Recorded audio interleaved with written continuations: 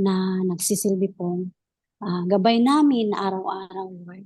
Salamat, Panginoon, na ikaw po ay bumabay sa amin ngayong hapon. Patuloy ka po, Panginoon, na pumagitna sa amin sa pagpapatuloy ng aming worship service ngayong hapon na ito. Puspusin mo po kami, Panginoon, ng iyo pong banal na Espiritu.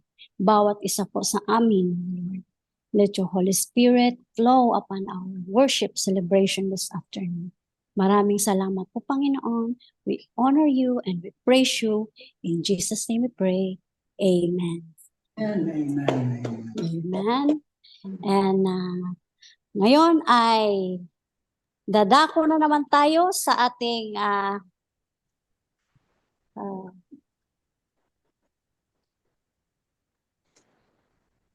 sorry, nawawala ko. At ngayon ay dadako naman tayo sa ating pasasalamat sa ating Panginoon at ihanda na natin ang ating mga puso at mga papuri sa Diyos na may kagalakan at pasasalamat. Dahil tanging kay Jesus lamang natin matagpuan ang tunay na kaligayahan. Amen, mga kapatid. Let's welcome our beloved sister, Beth Albelda, para sa ating praise and worship ngayong hapong ito. Amen. Amen. Magandang hapon po sa ating lahat. Palagi po sinasabi, ang Diyos po ay mabuti. Dahil every Sunday or every week, nakita natin how good and faithful our God is. At talaga naman, di ba? Sa Psalm 23, sabi niya, the Lord is my shepherd, I shall not want. Dahil binibigay at pinagkakaloob ng Diyos lahat ng ating mga pangangailangan, kahit anong bagay ay binibigay ng Panginoon. Kaya ngayong hapon, mga kapatid, nararapat lamang na ibigay natin din yung pasasalamat natin sa Panginoon kasi karapat dapat siyang tumanggap ating mga pagpupulit pasasalamat. Inaanyayahan ko ang bawat isa, kung kayo ay pwedeng tumayo, mas masaya pong tumayo para makagalaw po tayo. Amen? Tayo po ay malaya, pinalaya na ng Panginoon upang tayo po ay magpuri para sa Kanya. Hallelujah!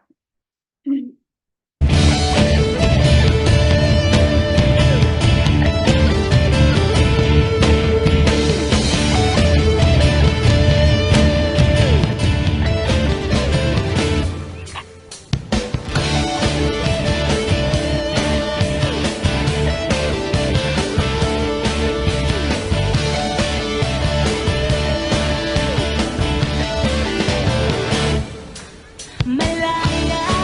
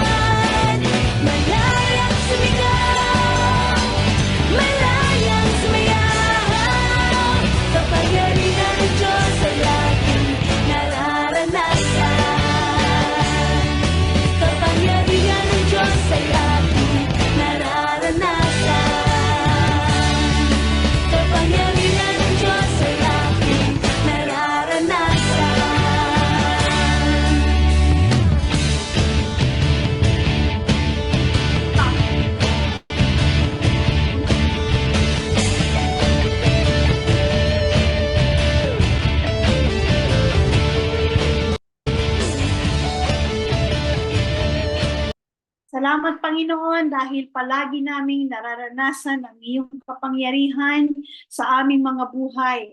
Kaya nga po kami ay malaya sa lahat ng mga nais naming gawin dahil ikaw, Panginoon, ang tumutulong sa bawat isa sa amin.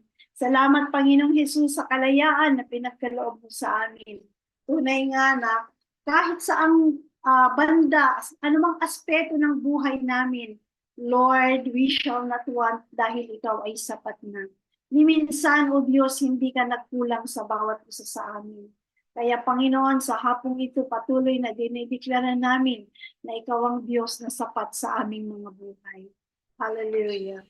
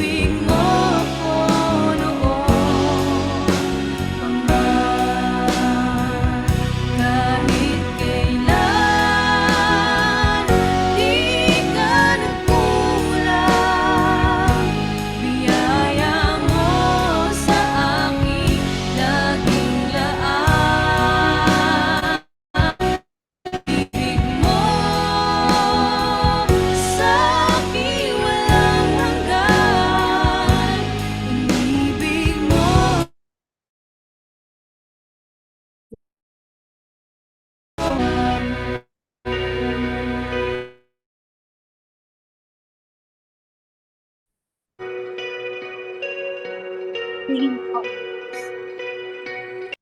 Panginoon, salamat sa pagmamahal mo sa bawat isa sa amin.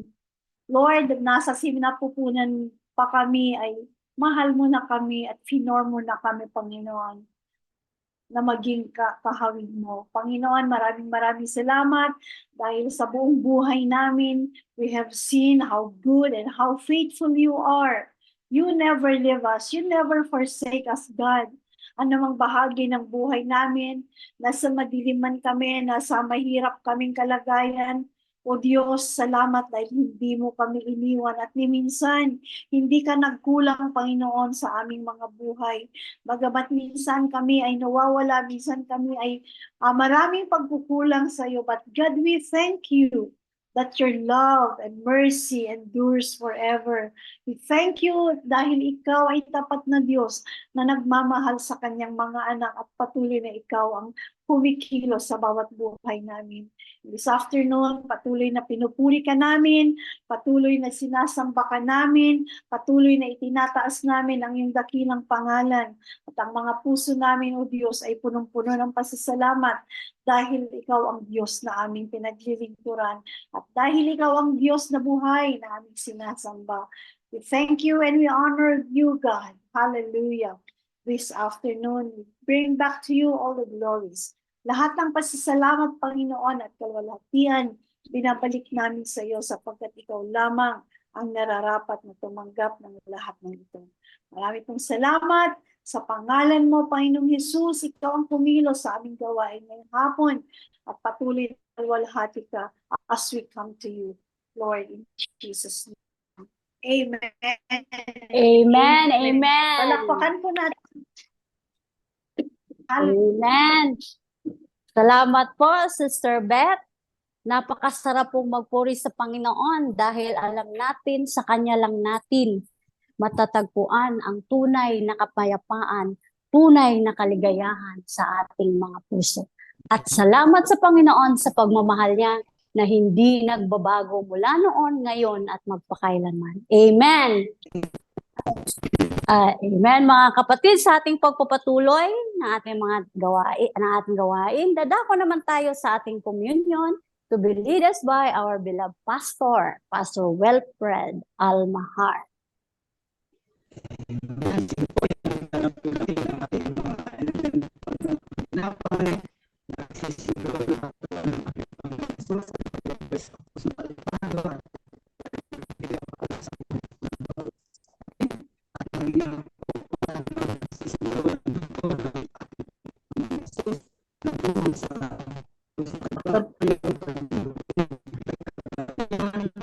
Pwede parang yung linya nyo pangit, garalgal. Pwede pong pakilapit sa mic. Hindi ko alam kung internet connection o ano, pero hindi po maintindihan. Pakiulit lang. Pero parang ganun pa rin.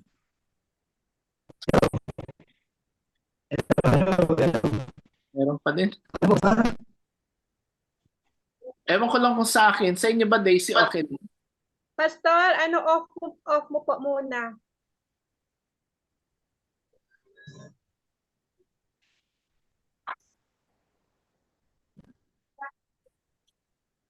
Kanina okay naman eh. Pakitry nga ulit, Pastor.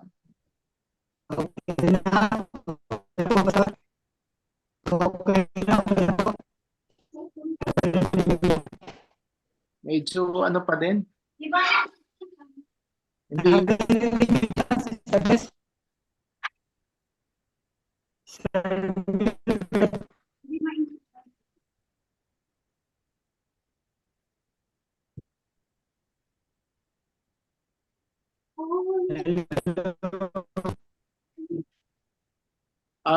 Negative sa akin. Sa inyo ba, Mildred? Okay.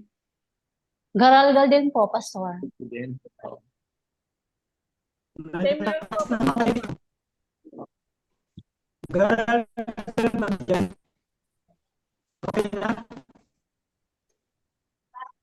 Yes. Narinig. Meron pero maingay lang siya eh. Maingay. Nakatapat po kayo sa electric fan, Pastor. Oo. Baka pakipatay electric fan, Pastor. Baka may nakatapat na electric fan sa inyo.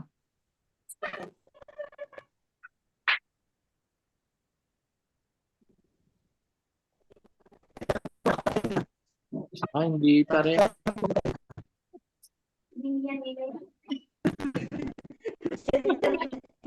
Sige, di pala. Sige, ganito na lang. Nagkakaintindihan naman tayo. So, titignan ka na lang namin. Although talagang negative, di namin maintindihan. Sige Pero po, yung- handa po natin. Sige po. Narinig niyo, Pastor? Okay, Oh, pero sige may po. ingay pa din. Sige po, go lang. Ihanda natin ang ating mga tinapay, no? Sa angko pa. Sa pagkakalaki, meron po akong babasahin sa pagkakay sa kagandahan ng Diyos. Kayo ay naligtas sa pamamagitan ng pananampalataya at itigalaw ng Diyos na hinabigla sa inyong sarili. Manalangin po tayo. Panginoon, kayo ay pagpapuri at nagpapasalamat sa iyong kadakilaan, sa iyong kabutihan, Panginoon. Salamat po, Lord, na ikaw ang gumawa para sa amin, sa pusang Kalbaryo, sa kabila ng amin, mga pagkukulang at kapalay. Ikaw po ang Diyos na patuloy na nagpala sa buhay ng bawat isa sa amin. Kaya kami salamat sa Panginoon sapagkat ikaw ang Diyos na nakakila po ang Diyos. Salamat. Ang sabi po ng Apostle Paul sa 1 chapter 11 verse 23, sapagkat ito ang tuwan na pinapula sa Panginoon at ibinigay ko mga sa inyo ng pagbibigay sa ito ano ang Panginoon sa ito. Kapag ang tinapay na salamat at pinagay sa inyo at sinabi, ito ang aking katawan inihanap ko para sa inyo. Gawin ito bilang pagpalaala sa akin sa pagkisal natin na ating tinapay at pasalamatan natin ng Diyos.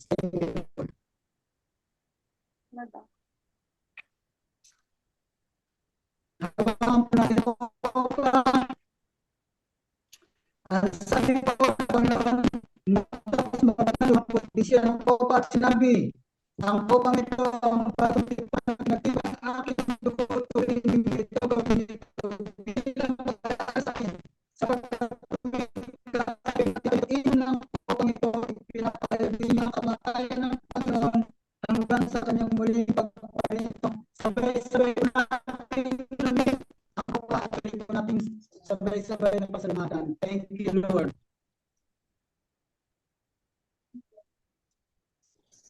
Hallelujah. Maraming salamat.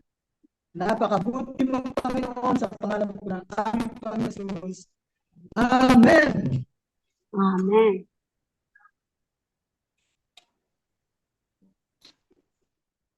Amen. Salamat po, Pastor Wilfred. At ngayong hapon ay dadako naman tayo sa ating pinakamahalagang parte ng ating celebration ngayong hapon na ito. Ihanda na natin ang ating mga sarili para sa pakikinig ng salita ng Diyos. Sa Deuteronomy 8:3, ipinapaunawa dito na ang tao ay hindi lamang sa tinapay na bubuhay, kundi sa bawat salitang nagmumula sa bibig ni Yahweh. Amen. At siya ding nagbibigay sa atin ng tamang landas, gabay at mga pagpapala kapag tayo ay sumunod sa Kanya. In Proverbs 3:5. Amen mga kapatid. Let's welcome our beloved pastor, Pastor Mario Albelda, our preacher this afternoon. Amen. Maraming salamat, Mildred. Magandang hapon po sa ating lahat. And, bago tayo dumako sa ating pagtuturo, pangaral ng salita ng Diyos, let's watch and listen with this song, Psalm 23.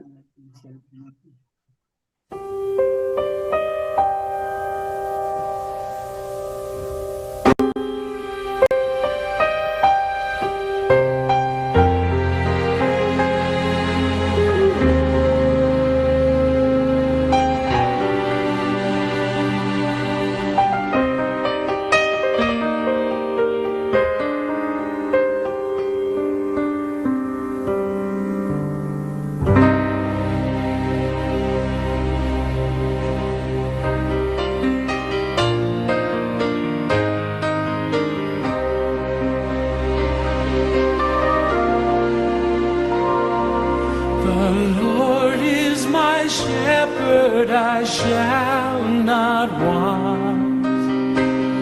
He makes me lie down in green pastures. He leads me beside the still waters. He restoreth my soul and guides my path in righteousness for his name's sake. Surely goodness and loving kindness shall follow me all the days of my life, and I will dwell in the house of the Lord forever and ever and ever.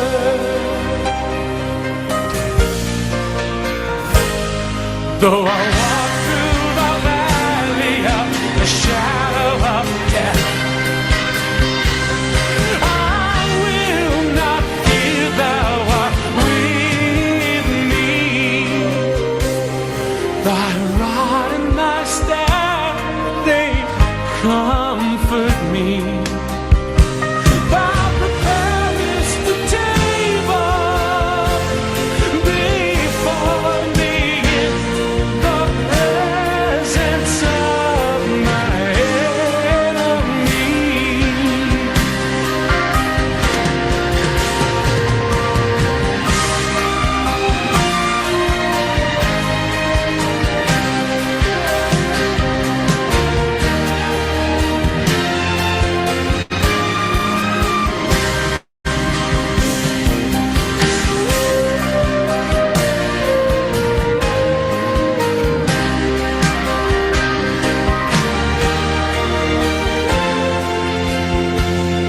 Thou anointest my head with oil, my cups overflowing.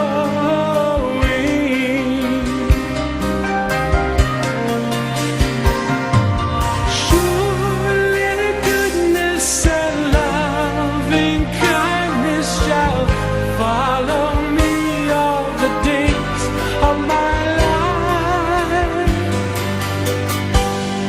and I will dwell in the house of the Lord forever and ever and ever.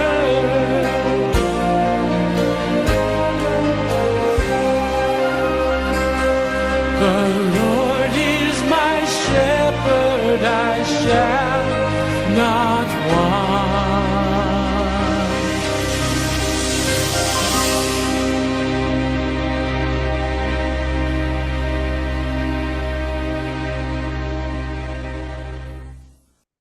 Lord, marami pong salamat sa hapong ito, sa patuloy na kalayaan na pinagkakaloob mo sa amin to be able to learn from your word. Salamat po, Panginoon, dahil ikaw ang siya nagbigay sa amin ng confidence and the assurance, O Lord God, na kapag kami ay nasa inyong mga kamay at ikaw ang aming pastol, Panginoon, hindi kami magkukulang sa aming mga buhay. So, Father, we want to thank you and continue to praise you, Lord. Binubuksan po namin sa inyo ang aming mga puso, ang aming mga kaisipan, Panginoon, even as we receive your word this afternoon. We thank you and honor you, Lord. In the name of Jesus Christ, we pray. Amen. Amen. Amen. Magandang hapon sa ating lahat, mga kapatid, at tayo po ay nasa ikalawang linggo na ng buwan ng Mayo, and today is May 12. At tayo po ay magpapatuloy doon sa ating serye na ating pinasimulan ngayon pong buwan ng March, and it's about our series on the book of Psalm chapter 23. So mga kapatid, naalala niyo po ba that last Sunday ay in-encourage ko po ang bawat isa sa atin na somehow let's find some time to start memorizing the book of Psalm. Ito pong, hindi naman yung buong 150 chapters, kundi yung isa lang po doon, which is Psalm chapter 23, sapagkat sabi nga natin nung Sunday, Ang Psalm 23 po ay isa sa mga pinaka most favorite chapter that we can find in the Bible sapagkat very clear ng relasyon natin o yung papel na ginagampanan ng Diyos sa ating mga buhay as long as tayo po ay marunong sumunod sa ating Panginoon. So, we're now on our second week of our series at naalala mo po na mga nakaraang linggo ay inaral natin ang talatang una hanggang talatang 2. Nais ko pong balikan natin, basahin natin sa inyong mga screen. So if you're holding a phone, o nasa laptop kayo, naman ang gadget na hawak ninyo, samahan niyo po ako magbasa ng malakas dito sa ating babasahin ngayon. So reading from Psalm chapter 23. Sabi po rito, si Yahweh ang aking pastor, hindi ako magkukulang. Pinapahimlay niya ako sa luntiang pastulan at inaakay niya sa tahimik na batusan. Verse 3, pinapanumbalik ang aking kalakasan at pinapatnubayan niya sa tamang daan upang aking parangalan ang kanyang pangalan. Verse 4, dumaan man ako sa madilim na libis ng kamatayan, wala akong katatakutan pagkat ikaw ay aking kaagapay. Ang tungkod mo at pamalo, aking gabay at sanggalang. Pinaghahanda mo ako ng salo-salo na nakikita pa nitong mga kalaban ko. Sa aking ulo, langis ay binubuhos. Sa aking saro, pagpapala ay lubos-lubos. Kabutihan at pag-ibig mo sa akin ay hindi magkukulang.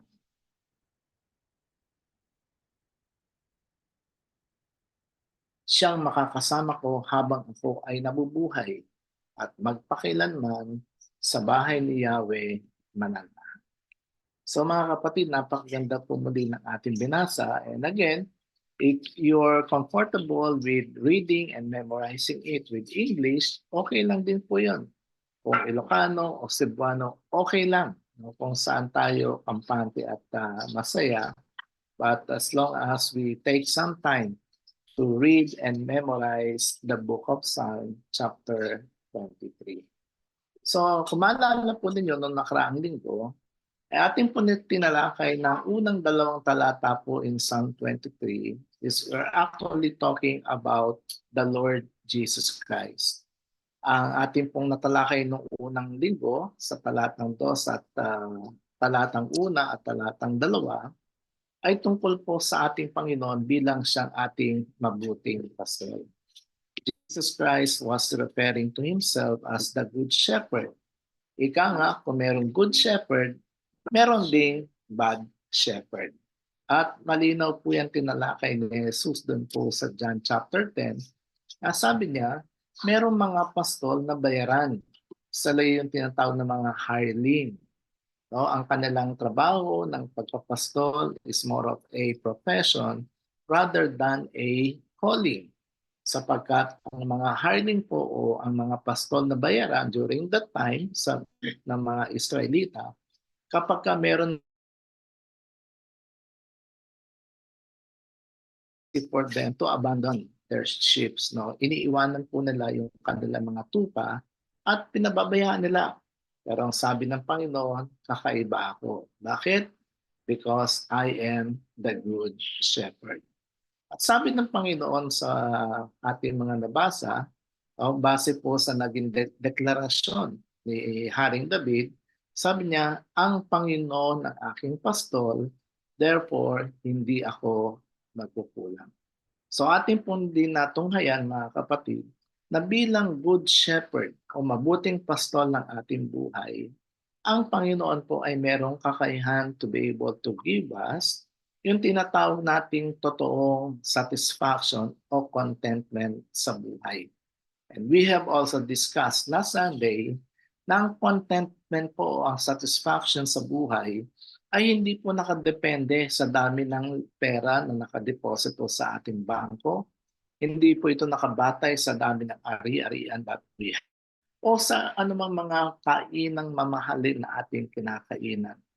Ang ating pong satisfaction at contentment ay nakabatay po sa ating pakikipag-ugnayan sa ating Panginoon. Kaya nakita po natin na ang Panginoon ang ating mabuting pastol. And therefore, hindi tayo magkukulang. And so today, as we continue to look into the book of Psalm chapter 23, ay atin naman pong matutunghayan. We can now know, o maaari po naman po nating malaman at matunghayan ngayon, ang isa pa sa mga bagay na ginagawa ng pastol sa ating buhay. At ang sabi nga po sa binasa natin, siya ang nagbibigay o nagbabalik, nagpapanumbalik ng ating mga kalakasan. In other words, we are going to talk about the refreshing power of God. Ito po yung kapangyarihan ng Diyos na nakapagbabalik ng kalakasan sa ating mga buhay so that each one of us would be able to understand His purpose and for us to be able to align our perspective, no, tungkol po dun sa mga bagay na nais ng Panginoon sa ating mga buhay at sitwasyon ng ating mga buhay. In other words, mahalaga po na makita natin na ang ating dakilang pastol is not only capable of giving us true contentment and satisfaction, but He also has the power to refresh our souls, to restore our souls. He has the power to guide us. Meron siyang kapangyarihan. Lahat ng bagay na ito ay hindi lamang para sa ating kapakanan, but for the glory of His name. And so this afternoon, we will try to understand and, God willing, be able to experience the refreshing power of God in our lives today. Kaya titignan po natin ano ang sinasabi ng kanyang salita. So we will be dealing more on the verse 3, no? Yung pong talatang 3. Ang sabi po muli sa Tagalog, pinapanumbalik ang aking kalakasan at pinapatnubayan niya sa tamang daan upang aking parangalan ang kanyang pangalan. He refreshes my soul in NIV. He guides me along the right paths for His name's sake. Alam niyo mga kapatid, sa proseso ng pagbuo po ng mensahe ito, parati ko pong ini-imagine sa isip ko yung pong mga tupa sa bansang Israel. Kasi nga, syempre, ang context ko nito, Israel. And kanina, yung pong song na plinay natin about yung pong song na The Lord is my shepherd. Nakita natin to, no? And when we talk about sheep, yung pong mga tupa sa bansang Israel, we're not only talking of few sheep, no? Hindi ho ito ilang piraso lang, no? Sometimes they are by the hundreds and it could be by thousands. Kaya ho, ang pagpapastol ho sa Israel, basta-basta trabaho lang, kundi isa ho siyang very challenging and a very huge task, no? Meron pong malaking responsibility at pananagutan sa mga pastol ng Israel during that time. Pero alam niyo po ba mga kapatid, na ang mga tupa ho, no?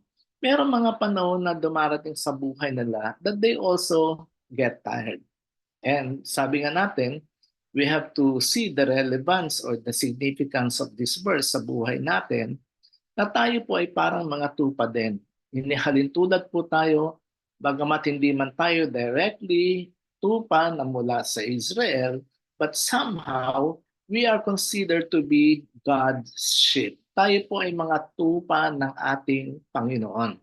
And most of the time sa buhay din po natin, tulad ng mga literal o ng mga physical na tupa, may mga panahon din po sa ating buhay na tayo po ay napapagod.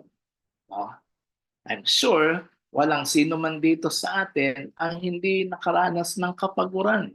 It could be kapaguran sa ating pangkaisipan, kapaguran sa ating physical na pangangatawan, kapaguran sa ating emosyonal na aspeto ng buhay, kapaguran sa ating mga pinansyal na aspeto ng buhay, and most especially, we get tired spiritually.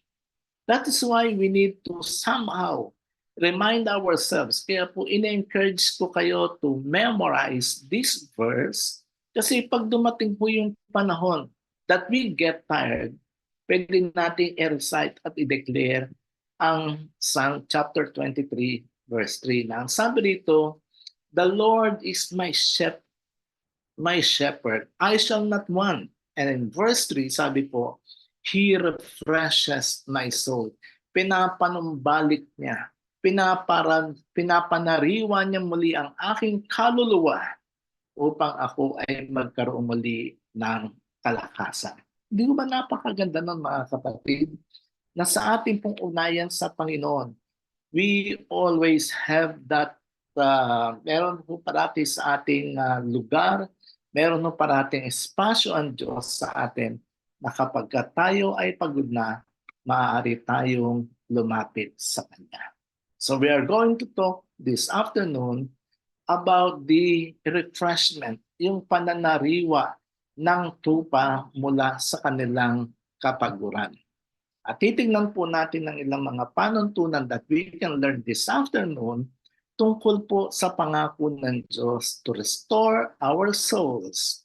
Papanumbalikin niya muli ang kasiglahan, hindi lamang ng ating katawan, but even our souls. Sabi po rito sa verse 3, ang una po sa mga bagay na dapat natin maintindihan is that the Lord being our shepherd not only provides for our physical, financial, or whatever needs sa ating buhay, but He is also the Lord that restores our souls. Siya ho yung Diyos, Panginoon, siya yung pastol natin na nagpapanumbalik ng ating kalakasan sa ating mga kaluluwa.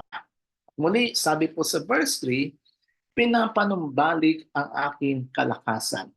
O sa English, sa NLT, sabi rito, He restores my soul, He guides me along the right paths for His name's sake. In other words, isa po sa mga bagay na kaya at ginagawa ng Diyos ng ating pastol sa ating mga buhay ay yung sa panahon na tayo po'y pinanghihinaan ng ating kalooban, pinanghihinaan ng ating kakayahang pisikal.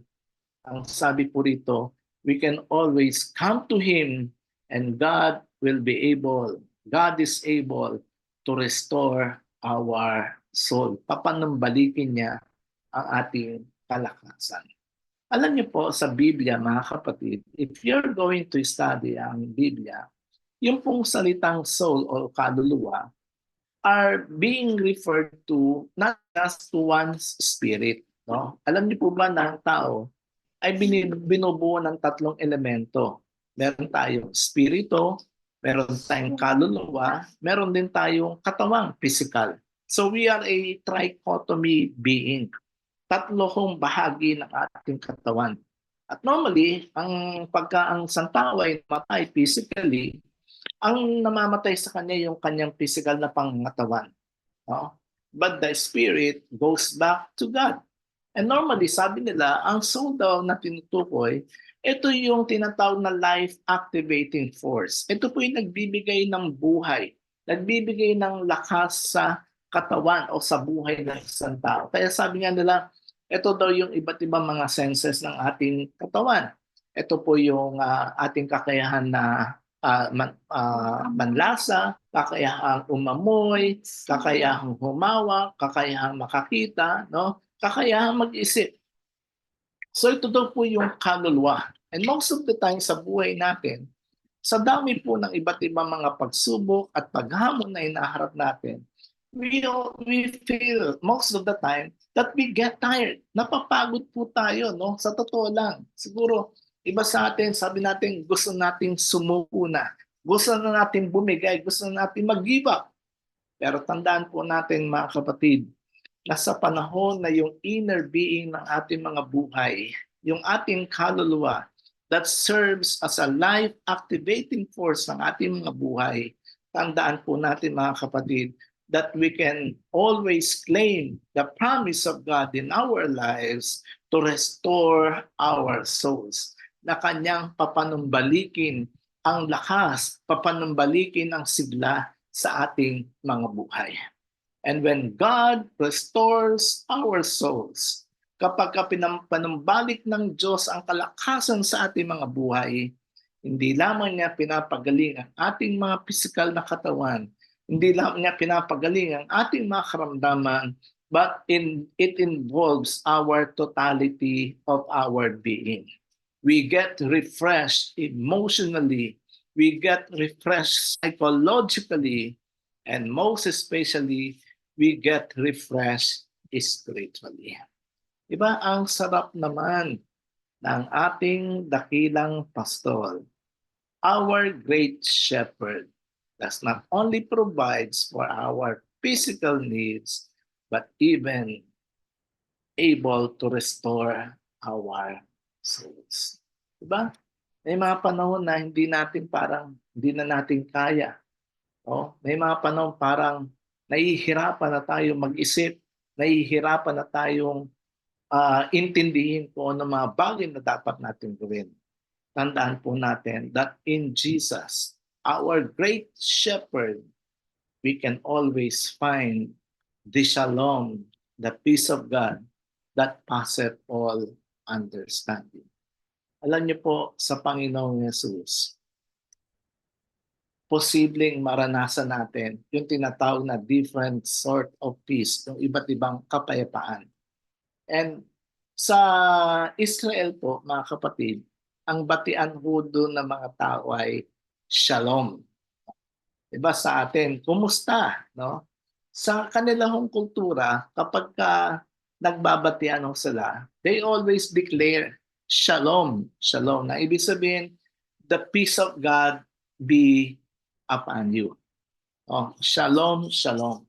And ito pong word na shalom, actually, no, in direct translation, ang ibig pong sabihin nito ay kapayapaan. Pero yung pong shalom na tinutukoy sa Biblia is actually more than a peace, no? Ito po ay higit pa doon sa kapayapaan batay sa naiintindihan ng tao. Ano pong ibig sabihin? The shalom of God ay hindi lamang po kapayapaan physical, hindi lamang kapayapaan laban sa mga pakikipagdigma, kundi ito po ang kapayapaan sa totality sa buong pagkatao ng isang individual. Thus, kaya nga po ang ating mga kaluluwa, whenever we come to God, whenever we consider to be Jesus as our great shepherd, we can be assured, brothers and sisters, that we can definitely, our souls can definitely find rest in the Lord. Amen po ba? No? Nakakatagpo ka ng kapahingahan. Makakatagpo ka ng kalakasan. No? Makakatagpo ka ng pagpapanibagong sigla. Kaya nga po, in any stressful circumstances ng ating mga buhay, we can surely find rest when God is our shepherd. Oh, I'm sure gusto natin ng kapahingahan. Gusto natin ng kalakasan. And that can only be found in the Lord Jesus Christ. He restores our souls. Pangalawang bagay po na makikita natin is that Jesus is not only able to restore our souls, but secondly, the Lord leads us. No? Pinangungunahan, ginagabayan tayo ng Panginoon. Saan daw po? Sa tamang daan. Tayo po ay ginagabayan into the right path, into the path of righteousness. Again, verse 3, ang sabi po dito sa pangalawa, hindi lamang niya pinapanumbalik ang ating kalakasan, but secondly, pinapatnubayan niya tayo. Pinapatnubayan niya sa tamang daan. Sa English po, ang sabi rito, He guides me along the right paths. Of course, mga kapatid, ang isang pastol o ang isang mabuting pastol, parating iniisip mo ang kapakanan ng iyong mga tupa. Amen po ba? Oh, bilang pastol, meron kang hawak na staff, no, yung tungkod, no, ito yung panggabay mo sa mga tupa, no. The shepherd will normally guide yung mga sheep, no, doon po sa lugar na alam niya hindi ito mapapahamak. He will guide them into a place na hindi malapit sa bangin. Dadalhin niya ang mga tupa habang naglalakad ito, hindi doon sa mga lugar na maaari silang malunod o mapahamak. Ganun iniisip ko nga ho, ano ba ang trabaho ng tupa, no? Kasi of all the animals, no, hindi tulad ng kalabaw. Ang kalabaw is a working animal, no? Pwede mo siyang pag-araruhin, pwede siyang humila ng karwahe, ang kabayo, pwede siyang humila ng kalesa, pero ang tupa, ano nga ba? Na para bang generally speaking, ang tupa araw-araw kakain, magpapahinga, matutulog, tapos maglalakad. No? Parang ganun lang ang kanilang pinaka main function, no? Ang kanilang routine every day. Pero ang mga pastol ay hindi nagsasawa sa kanila. Anong ginagawa ng pastol? Pinapatnubayan niya ang mga tupa tungo saan? Sa tamang daan na kanilang dapat na tahakin. And that is one of the main tasks. Yung po ang isa sa mga mga pangunahing tungkulin na ginagampanan ng mga pastol. Ito ay yung araw-araw, they have to continually guide their sheep into the paths of righteousness o sa tama upang sa ganon ang mga tupa ay maging ligtas, hindi mahulog sa mga bangin o hindi mahulog sa anumang malalim na hukay. And that is what our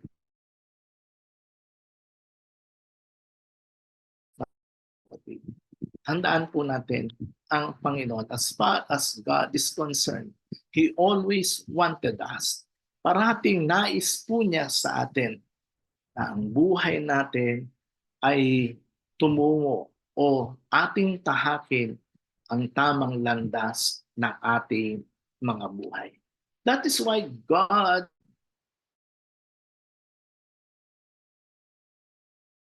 po ang Panginoon ay naglagay ng pastol sa kanyang simbahan.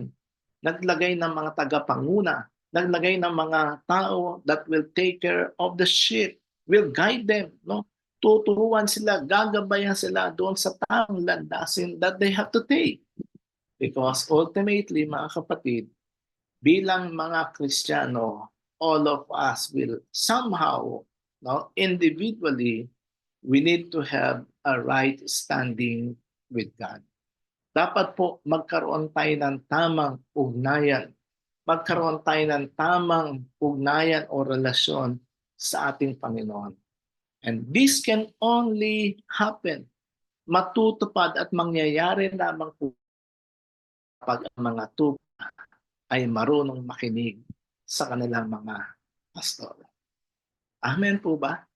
Di ba sa pangangalaga ng mga, siguro sa konteksto natin, hindi na nga tupa, mga kambing, di ba? Minsan sa mga kawan ng mga hayop, either tupa, kambing, kalabaw, kabayo. Minsan kapag mayroong isang pasaway, hindi susunod, magbabago ng linya, lilihis siya, hihiwalay sa marami.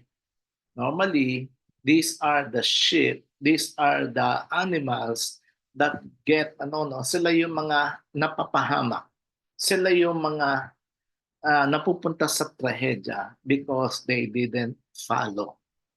And the same way, mga kapatid, sa buhay natin, tandaan po natin na bilang mga mananampalataya, ang layunin ng inyong mga pastol na inilagay ng Diyos sa ating gawain ay upang gabayan ang mga tupa, gabayan ang mga kawan ng Panginoon upang sila ay magkaroon ng tamang ugnayan sa ating Panginoon. That means there should be no sin, there should be no dirt staining on anyone. O walang anumang dapat na bahid ng kasalanan o mantsa ng karumihan sa ating mga buhay, because that is our ultimate goal, to be able to live a Christ-like life. And that can only happen kapag ang isang tupa ay marunong sumunod sa kanyang pastor.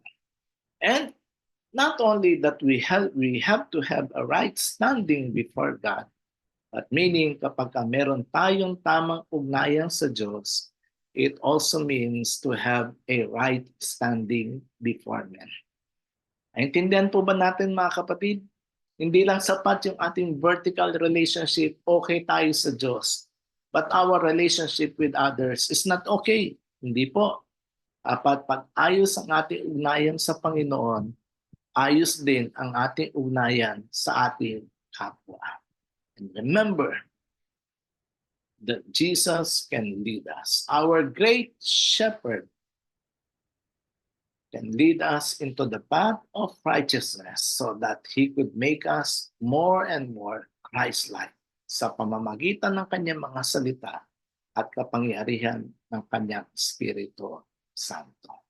Pangatlo pong bagay na nakikita natin is that as we follow our shepherd's lead, habang tayo po ay sumusunod sa pangunguna ng pastol, our lives become a testimony of who the Lord is.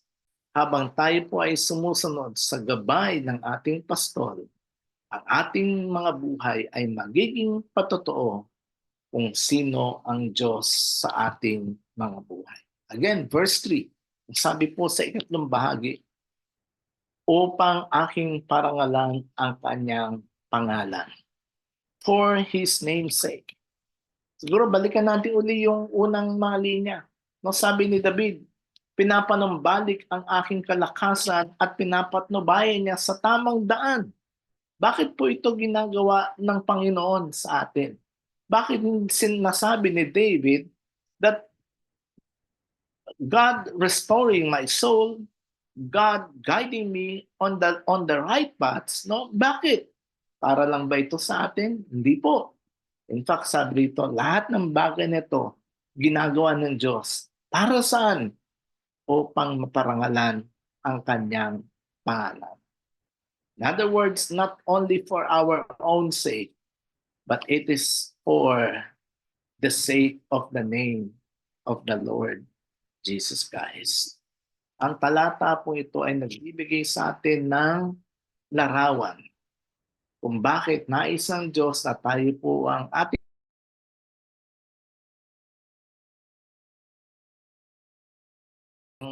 ang ating soul is guiding us into the right path of righteousness.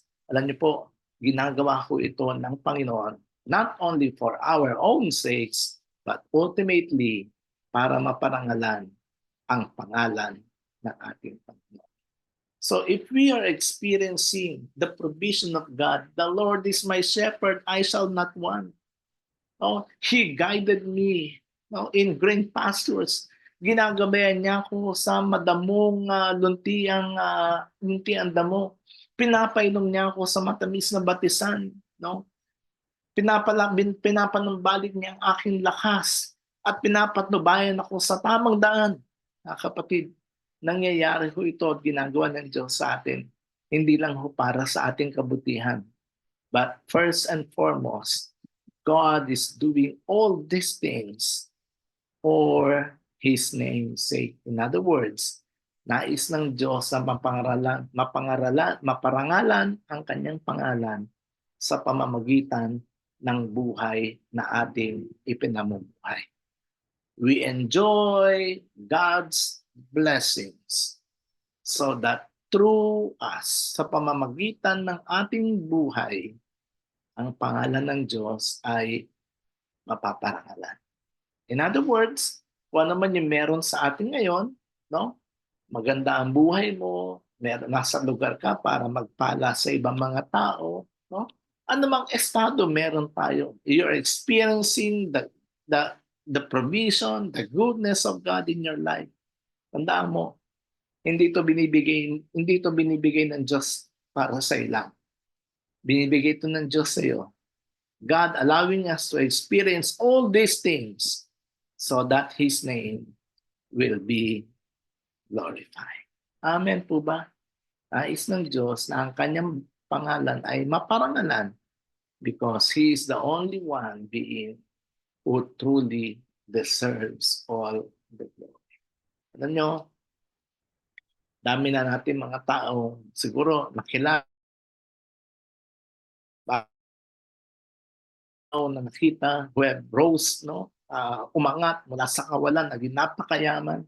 Mga kapatid, tandaan ho natin, hindi ho yun nangyari. Hindi lang para sa mga taong ito, but even for us, no, na we deserve, no, to experience the blessings of God. Pero tandaan natin, the moment na dumating ho ang mga bagay na ito sa buhay natin, nangyari ho ito hindi dahil sa para sa iyo, but it is actually for the name of God to be glorified. And the way God guides us, ang paraan ng Diyos sa kanyang patnubay sa atin, ay refleksyon kung sino siya, kung ano ang nakikita, no? Kung ano ang nakikita ng tao sa ating mga buhay, ang siya din magiging refleksyon kung sino ba ang Diyos sa ating mga buhay. Kaya po, hinahamag ko at ina-encourage ang bawat isa sa atin.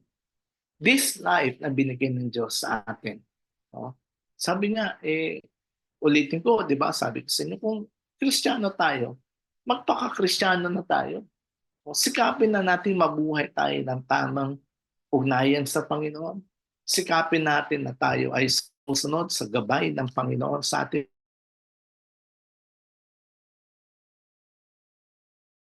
buhay. Ang pangalan ng Diyos ay napakarangalan. Ang kanyang probisyon, kapayapaan at proteksyon na kanyang ibinibigay sa atin bilang ating dakilang pastol, ultimately is not for our own sake, but it is for the glory of His name. Napakaganda po. Pinapanumbalik niya ang aking lakas. Pinapatubayan sa aking daraanan. Kanyang pangalan ay maparangalan. Panginoon, marami pong salamat sa inyo mga salita that we have heard this afternoon. We pray, O Lord God, sana po, Panginoon, we will always be reminded that all of these things that we have in this life, hindi dahil magaling kami, hindi dahil marunong kami, hindi dahil maabilidad kami, because of your grace that is at work in our lives. Dahil sa iyo, Panginoon. At hindi rin naman para sa amin, kundi, Lord, lahat ng bagay na ito ay nararanasan namin so that we may be able to find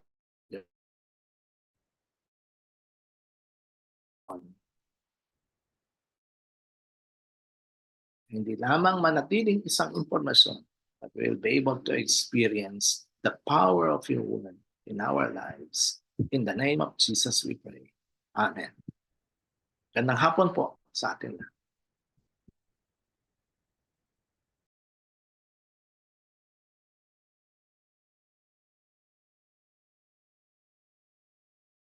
Back to you, Mildred.